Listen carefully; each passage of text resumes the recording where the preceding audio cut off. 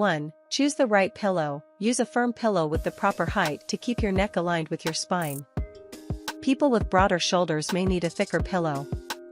2. Place a pillow between your legs. Put a thin pillow between your knees, and ideally down to your ankles, to keep your hips, knees, and spine aligned and reduce pressure on your back. 3. Avoid curling up too tightly. Do not pull your knees all the way to your chest. Keep your legs straight or slightly bent to prevent excessive curvature of the spine. 4. Hug a pillow. If you often experience shoulder pain, hug a pillow against your chest to keep your shoulders balanced and your chest more open.